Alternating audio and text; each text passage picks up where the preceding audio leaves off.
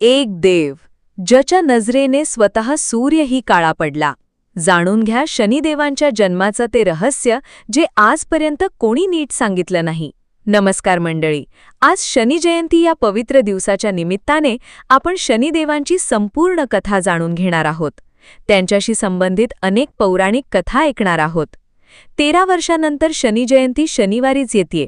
हा दुर्मिळ योग तुमच्या आयुष्यात काय बदल घडवेल ते जाणून घेण्यासाठी हा व्हिडिओ शेवटपर्यंत नक्की पहा, कारण शनिदेवांबद्दलचे अनेक गैरसमज आज दूर होणार आहेत. आणि हो, हा व्हिडिओ आवडला तर लाईक करा, चॅनलला सबस्क्राईब करा आणि बेल आयकॉन नक्की दाबा. चला तर मग सुरुवात करूया या शनिदेवांच्या महाकथेची. मित्रांनो, शनिदेवांची कथा समजायला आपल्याला प्रथम त्यांचे आई-बाबा समजणे आवश्यक आहे. सूर्यदेव, तेजाचे प्रतीक, साऱ्या सृष्टीला प्रकाश देणारे, देवतांचे राजे. त्यांचे तेज इतके प्रचंड होते की साक्षात देवही त्यांच्याकडे डोळे उघडून पाहू शकत नव्हते. सूर्यदेवांचे लग्न झाले होते संज्ञा देवीशी, विश्वकर्म्याची कन्या. संज्ञा अतिशय सुंदर, गुणवती आणि पतिव्रता होती, परंतु सूर्यदेवांचे तेज इतके असह्य होते की ती त्यांच्यासमोर जास्त वेळ राहू शकत नव्हती. संज्ञाला सूर्यदेवांपासून 3 अपत्ये झाली: वैवस्वत मनु, यम आणि यमुना. परंतु सूर्याचे तेज सहन न होऊन एके दिवशी संज्ञाने एक निर्णय घेतला. तिने आपल्या सावलीतून म्हणजे आपल्या छालेतून एक स्त्री निर्माण केली. तिचे नाव ठेवले छाया. छाया अगदी संज्ञासारखीच दिसत होती. संज्ञाने तिला सांगितले की मी थोड्या काळासाठी जात आहे, तोपर्यंत तू माझ्या जागी सूर्यदेवांची सेवा कर, परंतु माझ्या मुलांशी माझ्यासारखंच वागत जा. असे म्हणून संज्ञा आपल्या वडिलांकडे म्हणजे विश्वकर्म्याकडे निघून गेली. पण विश्वकर्म्यांनी तिला परत पाठवले. मग ती एका अरण्यात घोडीचे रूप घेऊन तपस्या करू लागली. इकडे छाया सूर्यदेवांसोबत राहू लागली.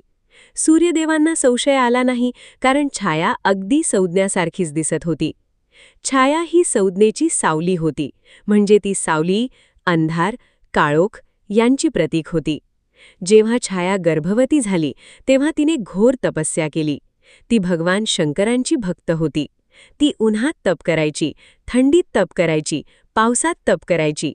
या सर्व कठोर तपश्चर्येमुळे तिच्या उदरात असलेल्या बाळाला खूप उष्णता, थंडी आणि कष्ट सहन करावे लागले. या सर्व अनुभवांमुळे तो बाळ गंभीर, कठोर आणि न्यायप्रिय बनला. ज्येष्ठ शुद्ध अमावस्येला किंवा काही ग्रंथांनुसार ज्येष्ठ कृष्ण त्रयोदशीला छायेने एका बालकाला जन्म दिला. हे बाळ जन्मताच काळ्या रंगाचे होते.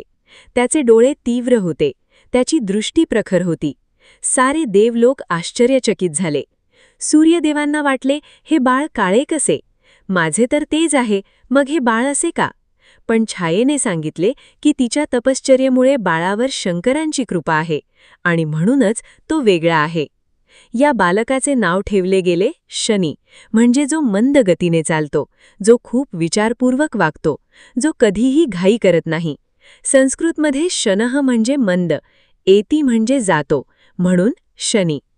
शनिदेव लहानपणापासूनच वेगळे होते. इतर बालके खेळत असताना शनी विचारमग्न असत. ते भगवान शंकरांचे परमभक्त होते. एके दिवशी बाल शनीने एक निश्चय केला. ते भगवान शिवांना प्रसन्न करायचे. त्यांनी कठोर तपस्या सुरू केली.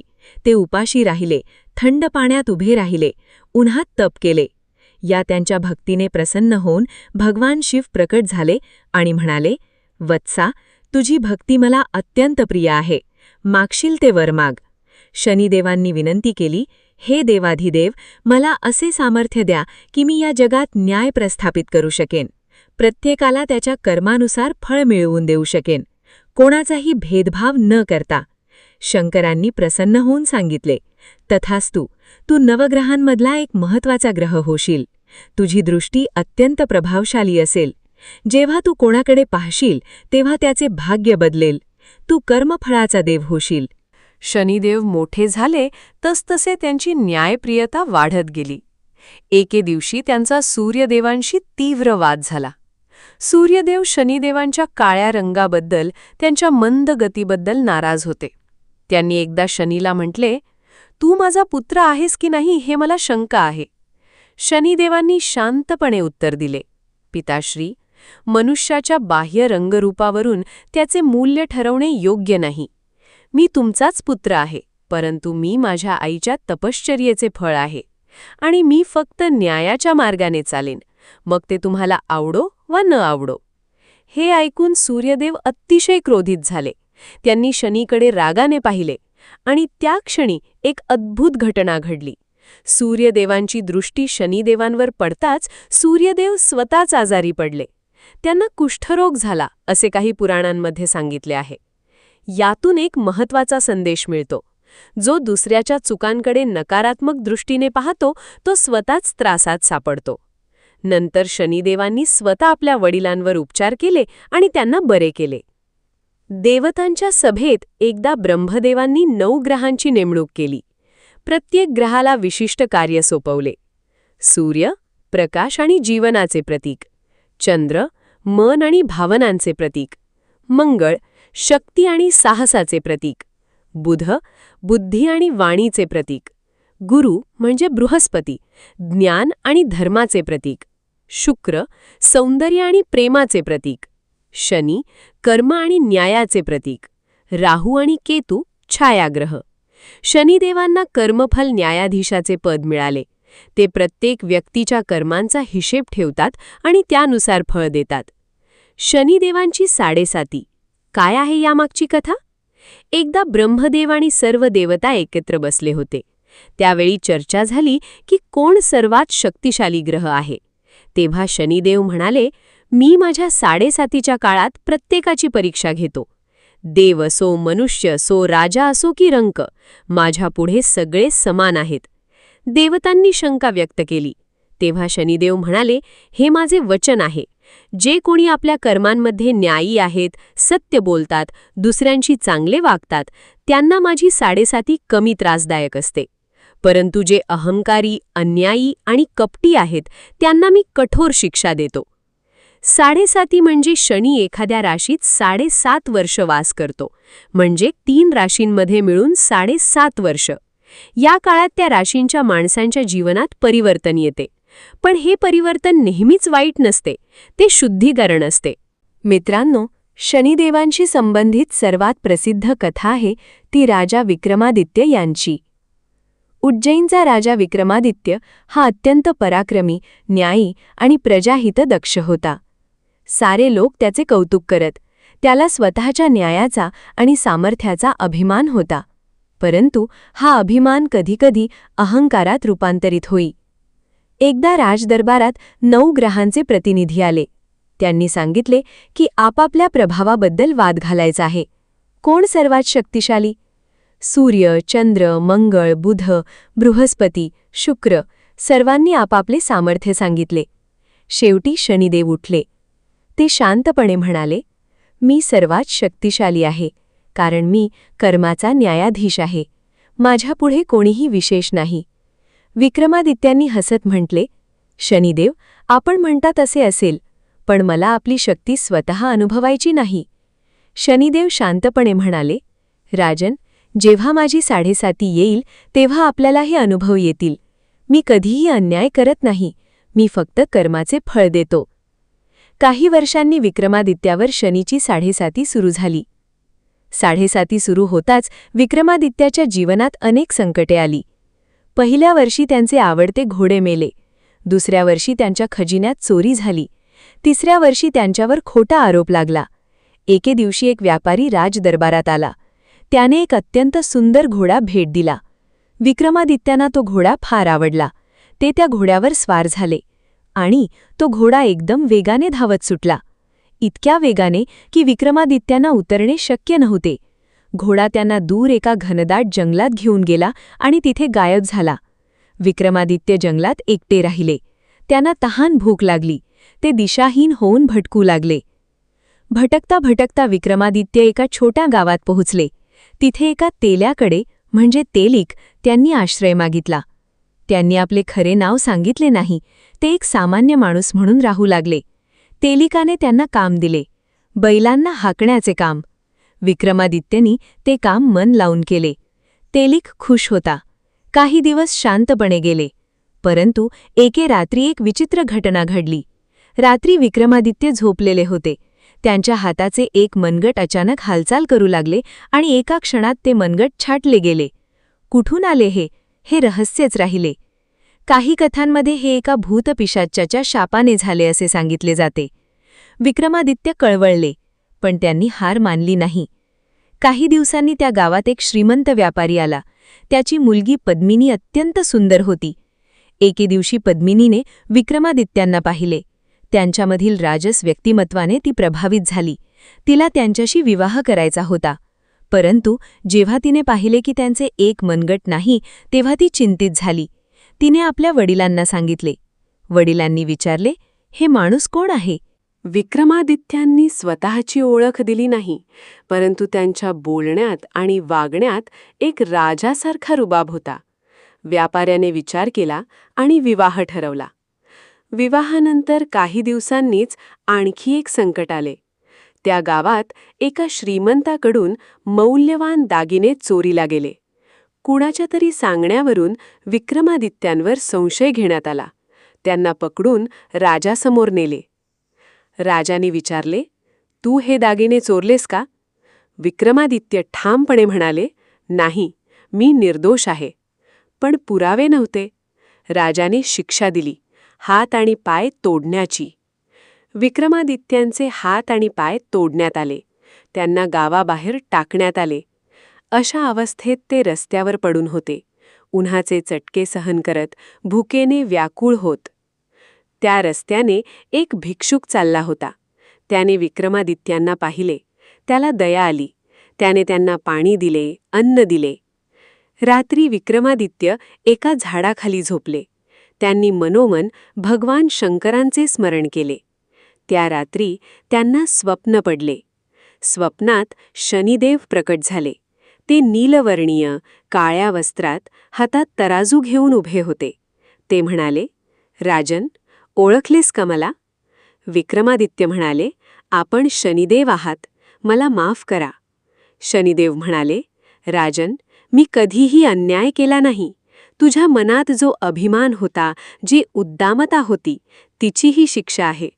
पण तू आता पूर्णपणे शुद्ध झाला आहेस. तुझे कष्ट संपत आहेत. विक्रमादित्यांनी विचारले, प्रभो, तुमची कृपा कशी मिळवता येते? शनिदेव म्हणाले, जो नम्र असतो, जो इतरांशी चांगला वागतो, जो सत्य बोलतो, जो गरिबांना मदत करतो, त्यांच्यावर माझी कृपा सदैव असते. शनी कधीही कठोर नाही. शनी न्यायी आहे. स्वप्न संपले आणि विक्रमादित्य जागे झाले. त्यांनी पाहिले, त्यांचे हात आणि पाय पुन्हा ठीक झाले होते.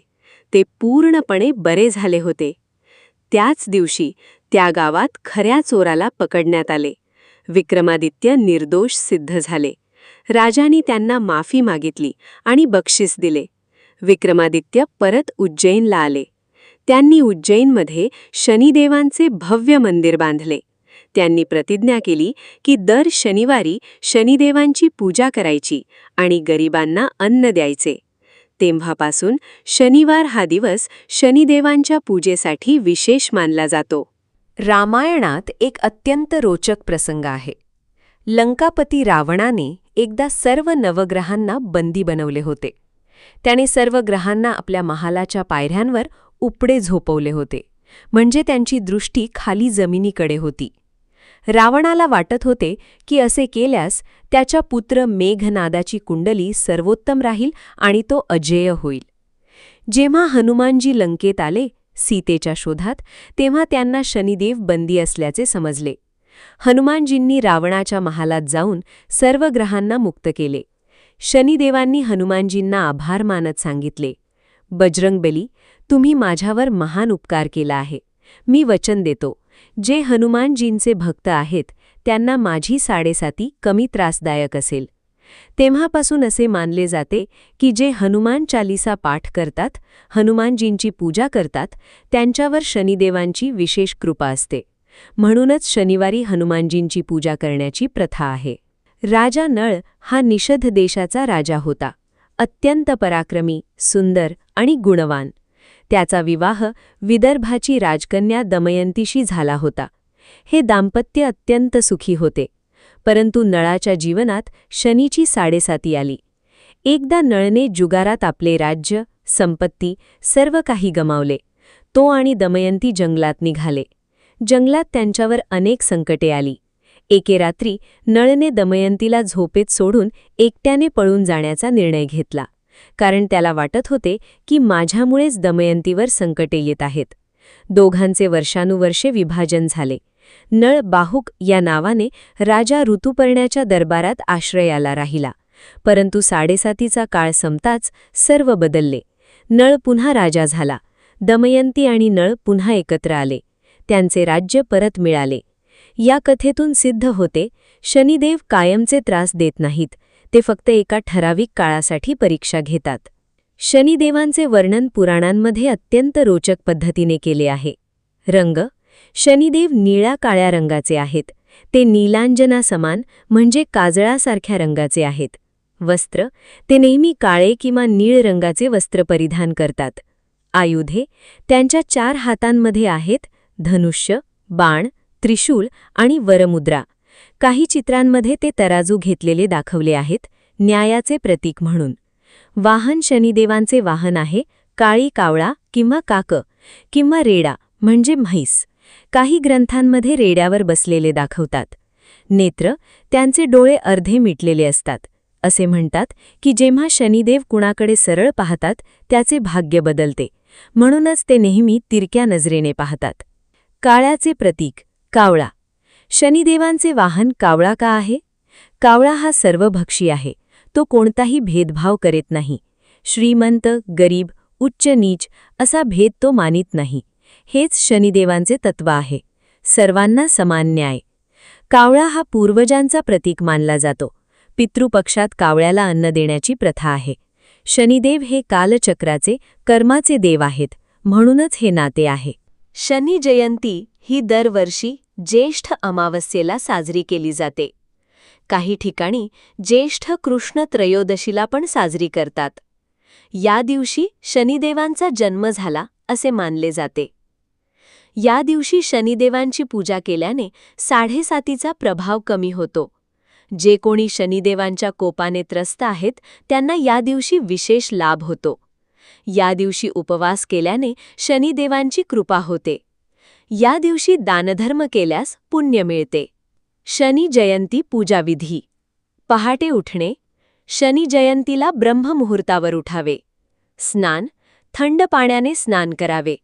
वस्त्र: काळ्या किंवा निळ्या रंगाचे वस्त्र परिधान करावे. पूजा साहित्य: काळे तीळ, तेल, विशेषतः तिळाचे तेल, काळी उडीद डाळ, लोखंडाची वस्तू, निळी फुले शक्य असल्यास, काळी मिरी. शनिमंत्र: ओम शं शनिश्चराय नमः. नीलांजन समाभासम रविपुत्रम यमाग्रजम छाया मार्तंडसंभूतम तम नमामि शनेश्चरम. अर्थ: जे काजळासारखे निळे आहेत, सूर्यपुत्र आहेत, यमाचे अग्रज आहेत, छाया आणि सूर्यापासून जन्मलेले आहेत, त्या शनिदेवांना मी नमस्कार करतो. दीप लावणे: तिळाच्या तेलाने दिवा लावावा. प्रदक्षिणा: शनी मंदिरात 7 प्रदक्षिणा घालाव्यात. दान: या दिवशी काळे तीळ, तेल, लोखंडाच्या वस्तू, काळे कपडे दान करावेत. गरजूंना अन्न द्यावे. शनी कवच पाठ करावे. शनिवारची पूजा: दर शनिवारी शनिदेवांची पूजा करण्याची प्रथा आहे. शनिवारी पिंपळाच्या झाडाला तेल घालावे आणि त्याला प्रदक्षिणा घालाव्यात. शनी मंत्राचा जप करावा. हनुमान चालीसा पाठ करावी. काळ्या गाईला चारा द्यावा. कावळ्याला अन्न द्यावे. महाभारतात एक कथा आहे. धर्मराज युधिष्ठिर हे सत्यवादी आणि न्यायी होते, त्यामुळे त्यांच्यावर शनिदेवांची कृपा होती. एकदा एक ऋषी युधिष्ठिराकडे आले आणि म्हणाले, राजन, तुमच्या जीवनात अनेक कष्ट आले. वनवास, द्रौपदीचा अपमान, युद्ध हे सर्व शनीच्या प्रभावाने झाले का? युधिष्ठिर म्हणाले, ऋषीवर, मला असे वाटते की आमच्या कर्मांमुळे हे झाले. शनिदेव फक्त न्याय करतात. आम्ही जर पूर्णपणे धर्माने वागलो असतो तर कदाचित आमचे कष्ट कमी असते. ऋषींनी म्हटले, खरे आहे, पण तुमच्या सत्यनिष्ठेमुळेच तुम्ही अंततः विजयी झालात. शनिदेव कधीही न्यायाला दाबत नाहीत. एकेवेळी एका ज्योतिषाने सांगितले की अर्जुनावर शनीची वक्रदृष्टी आहे, त्यामुळे त्याला युद्धात कठीण प्रसंग येतील. श्रीकृष्णांनी अर्जुनाला सांगितले, तू शनिदेवांची उपासना कर, त्यांचे मंत्र पाठ कर. शनिदेव न्यायी आहेत. तू जर सत्य आणि धर्माने युद्ध करशील तर ते तुझ्यावर कृपा करतीलच. अर्जुनाने शनी उपासना केली आणि त्याला युद्धात यश मिळाले. शनिदेवांचे प्रमुख मंदिरे. शिंगणापूर, महाराष्ट्र. मित्रांनो, महाराष्ट्रात शिंगणापूर हे शनिदेवांचे सर्वात प्रसिद्ध ठिकाण आहे. अहमदनगर जिल्ह्यात हे गाव आहे. इथे शनिदेविका पाळ्या दगडाच्या स्वरूपात विराजमान आहेत. मंदिराला छत नाही. उघड्या आकाशाखाली शनिदेवांची मूर्ती आहे. या गावात एकाही घराला कुलूप नसते. असे म्हणतात की इथे कधीही चोरी होत नाही. शनिदेव स्वतः या गावाचे रक्षण करतात. लाखो भक्त दर शनिवारी आणि शनी जयंतीला इथे येतात. तिरुनल्लार, तमिळनाडू. हे तिरुनल्लार हे शनिदेवांचे सर्वात प्रसिद्ध दक्षिण भारतातील मंदिर आहे. हे मंदिर तमिळनाडूत आहे. इथे नलराजाने शनिदेवांची पूजा केली होती असे सांगितले जाते. नलराजाला इथे 7.5 मुक्ती मिळाली होती. कोकिलावन धाम, उत्तर प्रदेश. हे मंदिर उत्तर प्रदेशात आहे. इथे शनिदेवांनी ब्रह्मदेवांकडून ग्रहपद प्राप्त केले असे सांगितले जाते. शिंगणापूरबद्दल एक प्रसिद्ध कथा आहे. एकदा एका माणसाने गावातील शनिदगडाला घरी नेण्यासाठी उचलायचा प्रयत्न केला. त्याच्या हातातून दगड पडला आणि त्याला इजा झाली. त्याने स्वप्नात शनिदेवांना पाहिले. ते म्हणाले, हा दगड इथेच राहायचा आहे. या गावाची मी काळजी घेईन. त्या माणसाने माफी मागितली आणि तो बरा झाला. शनीची 7.5. कोणत्या राशींवर? शनी एका राशीत साधारण 2.5 वर्ष राहतो. 7.5 म्हणजे शनी ज्या राशीत आहे आणि त्याच्या आधीची आणि नंतरची रास या 3 राशींवर एकूण 7.5 वर्ष प्रभाव असतो. 7.5 काय होते? जीवनात मोठे बदल होतात. कठीण निर्णय घ्यावे लागतात. जुन्या गोष्टी सोडाव्या लागतात. नवीन दिशा मिळते. परंतु 7.5 नेहमीच वाईट नसते. जे न्यायी आणि कर्तव्यदक्ष आहेत त्यांच्यासाठी ही एक उत्कर्षाची वेळ असू शकते. शनीची ढैया. शनी कोणत्याही राशीपासून 4थ्या आणि 8व्या स्थानावर असताना ढैया लागते, म्हणजे 2.5 वर्षाचा प्रभाव असतो. ढैयात काय होते? आरोग्यावर परिणाम होऊ शकतो. आर्थिक अडचणी येऊ शकतात. नोकरी व्यवसायात अडथळे येऊ शकतात. परंतु शनी उपासना आणि सत्कर्मांनी हे कमी करता येते. मित्रांनो, शनिदेव हे कर्म सिद्धांताचे प्रतीक आहेत. कर्म म्हणजे काय? आपण जे करतो ते आपल्याकडे परत येते. हे भौतिकशास्त्रातील सिद्धांतासारखेच आहे. प्रत्येक क्रियेला प्रतिक्रिया असते. शनिदेव या कर्मचक्राचे देवता आहेत. ते आपली फाईल ठेवतात. आपण जे पेरतो तेच आपल्याला उगवते. शनिदेव भीतीचे नाही, आदराचे आहेत. अनेकांना शनिदेवांबद्दल भीती वाटते, पण खरंच असे आहे का? शनिदेव हे कठोर न्यायाधीश आहेत, पण ते अन्यायी नाहीत. जो माणूस सत्कर्म करतो, दुसऱ्यांशी चांगले वागतो, प्रामाणिक असतो, त्याला शनिदेवांची भीती नाही. उलट ते त्याचे रक्षण करतात. भीती त्यांनाच वाटायला हवी जे दुसऱ्यांशी अन्याय करतात, खोटे बोलतात, गरिबांचे शोषण करतात, अहंकारी असतात. धीर, शिस्त आणि कठोर परिश्रम. शनिदेव हे धीर, शिस्त आणि परिश्रमाचे प्रतीक आहेत. शनी मंद गतीने चालतो, पण तो थांबत नाही. हे आपल्याला शिकवते की यशासाठी घाई करू नका. सातत्याने प्रयत्न करत राहा. शनिदेवांना अनेक नावांनी ओळखले जाते. शनेश्वर, मंद गतीने चालणारे. कृष्णवर्ण, काळ्या रंगाचे. रविनंदन, सूर्यपुत्र. यमाग्रज, यमाचे मोठे भाऊ, छाया आणि सूर्यापासून जन्मले, यमापेक्षा आधी. भास्करपुत्र, सूर्याचे पुत्र. नीलांजन, काजळासारखे निळे. मंदगती, मंद गतीने चालणारे. छायासुत, छायेचे पुत्र. पिंगलाक्ष, पिवळ्या तांबूस डोळ्यांचे. सूर्यपुत्र, सूर्याचे पुत्र. शनिदेवांचे भाऊ यमराज हे मृत्यूचे देव आहेत. दोघेही न्यायाचे देव आहेत. फरक इतकाच की यमराज मृत्यूनंतरचा न्याय करतात, तर शनिदेव जिवंत असताना कर्मांचा हिशेब देतात. दोघांचाही उद्देश एकच, सृष्टीत न्याय प्रस्थापित करणे. यमुना नदी ही शनिदेवांची बहीण आहे. यमुना नदीत स्नान केल्यास शनिदोष कमी होतो असे मानले जाते. स्कंद पुराणात शनिदेवांची विस्तृत महती सांगितली आहे. त्यात म्हटले, शनी हे देवतांमध्येही सर्वाधिक न्यायी आहेत. ब्रह्मा, विष्णू, महेश यांनीही त्यांना कर्मफलदाते म्हणून मान्यता दिली आहे. शनिदेवांना जो प्रसन्न करतो त्याला त्रिलोकातील कोणाचेही भय नाही. शिवपुराणात सांगितले आहे की शनिदेव हे भगवान शंकरांचे परमभक्त आहेत.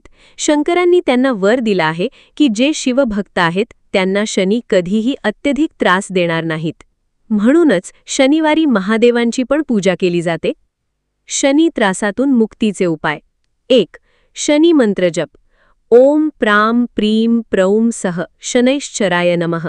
हा मंत्र दर शनिवारी 108 वेळा म्हणावा. 2. शनी स्तोत्र. शनी स्तोत्र रोज पाठ केल्यास शनिदोष कमी होतो. 3. तिळाचे दान. काळे तीळ शनिवारी दान करणे अत्यंत फलदायक आहे. 4. पिंपळाची पूजा. शनिवारी पिंपळाच्या झाडाला 7 वेळा प्रदक्षिणा घालावी. 5. गरिबांना अन्नदान. शनिदेवांना गरिबांवर दया करणे अत्यंत प्रिय आहे. प्रत्येक शनिवारी गरजूंना अन्न द्यावे. 6. सेवावृत्ती. शनिवारी कोणत्याही स्वरूपाची सेवा केल्यास, वृद्धांची सेवा, गरिबांना मदत, शनिदेव प्रसन्न होतात. 7. निळे नीलम रत्न. शनी ग्रहाचे रत्न नीलम आहे, परंतु हे घालण्यापूर्वी ज्योतिषाचा सल्ला घ्यावा, कारण हे सर्वांना मानवत नाही. काय टाळावे शनिवारी? 1. मांसमच्छी खाऊ नये. 2. तेल शरीरावर लावू नये, केस धुणे टाळावे. 3. कुणावरही अन्याय करू नये. 4. खोटे बोलू नये. 5. नवीन कामाची सुरुवात करू नये, तातडीचे असल्यास वेगळी गोष्ट. शनी चालिसात शनिदेवांची स्तुती केली जाते. त्यातील काही महत्त्वाच्या ओळींचा आशय आहे. हे शनिदेव, तुम्ही काळ्या निळ्या अंगाचे, सूर्यपुत्र, न्यायाचे देव आहात. तुमची दृष्टी अत्यंत प्रभावशाली आहे. जे तुमची भक्ती करतात त्यांच्यावर आपली कृपा ठेवा. मित्रांनो, आधुनिक काळात माणूस कामात इतका बुडलेला आहे की तो कर्माचा विचार करत नाही. पण शनिदेवांचे तत्व आपल्याला सांगते, जे पेरता ते उगवते. आज जगभरात कर्मा हा शब्द प्रसिद्ध आहे. विज्ञानही सांगतं, प्रत्येक क्रियेला प्रतिक्रिया असते. हेच शनिदेवांचे तत्व आहे. शनिदेवांची उपासना केल्याने मानसिक शांती मिळते. जेव्हा आपल्याला वाटतं की जीवनात अन्याय होतोय, तेव्हा शनिदेवांचे स्मरण करा. ते सांगतात, सत्कर्म करत रहा, वेळ नक्की बदलेल. ज्योतिषशास्त्रात शनी हे वायू तत्व दर्शवते. वायू म्हणजे गती, बदल, अनिश्चितता. शनीच्या प्रभावात असताना माणसाच्या जीवनात खूप बदल येतात. पण वायू जसा शुद्धीकरण करतो, जुन्या गोष्टी उडवून नवीन आणतो, तसेच शनी आपल्या जीवनातील जुन्या, अनावश्यक गोष्टी दूर करतो. शनिदेव आपल्या भक्तांना सांगतात, मी दंड देणारा नाही, मी फळ देणारा आहे. तुमच्या कर्मांवर लक्ष द्या, बाकी मी पाहीन. अहंकार सोडा, नम्र व्हा, सेवा करा. मंद गतीने जा, पण सतत चला. न्यायाच्या मार्गाने जा, यश नक्की येईल. शनिदेव यशाचे देव नाही असे अनेकांना वाटते, पण हे चुकीचे आहे. शनी हे दीर्घकालीन यशाचे ग्रह आहेत. ज्यांच्यावर शनीची कृपा असते त्यांचे यश दीर्घकाळ टिकते. तात्काळ यश शनी देत नाही, पण जे कष्ट, प्रामाणिकपणा आणि धैर्याने काम करतात त्यांना शनी उशिरा पण नक्की यशस्वी करतो. म्हणूनच म्हणतात की शनी की मार देर से आती है, पर जब आती है तो जरूर आती है. आणि हेच शनीची कृपेबाबतही खरे आहे की शनी की कृपा भी देर से आती है, पर जब आती है तो जिंदगी बदल देती है. मित्रांनो, आजची शनिदेवांची संपूर्ण महाकथा इथे संपते. आपण पाहिले, 1. शनिदेवांचा जन्म छाया आणि सूर्यदेवांपासून कसा झाला. 2. त्यांनी भगवान शंकरांचे न्यायाचे वर कसे मागितले. 3. राजा विक्रमादित्याच्या जीवनात शनीची साडेसाती काय करते. 4. हनुमानजी आणि शनिदेवांची मैत्री. 5. नलाची कथा. 6. शनी जयंतीचे महत्त्व आणि पूजाविधी.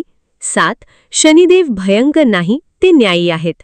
शनिदेवांचा सर्वात महत्त्वाचा संदेश आहे, सत्कर्म करा, नम्र रहा, सेवा करा. शनिदेव नेहमीच तुमच्या पाठीशी असतील. हर हर महादेव, जय शनिदेव. आजचा हा व्हिडिओ आवडला असेल तर लाईक करायला विसरू नका. चॅनल सबस्क्राईब करा आणि बेल आयकॉन दाबा. खाली कॉमेंटमध्ये सांगा की शनिदेवांच्या कोणत्या कथेने तुम्हाला सर्वाधिक प्रभावित केले. हा व्हिडिओ आपल्या मित्रांना आणि परिवाराला शेअर करा. जय शनिदेव. शनी जयंती म्हणजे शनिदेव यांचा पवित्र जन्मदिन, जो ज्येष्ठ अमावस्येला साजरा केला जातो. शनिदेवांना न्यायाचा देव मानले जाते. ते प्रत्येक व्यक्तीला त्यांच्या कर्मानुसार योग्य फळ देतात. म्हणूनच शनिदेवांची भीतीही वाटते आणि तितकाच आदरही केला जातो.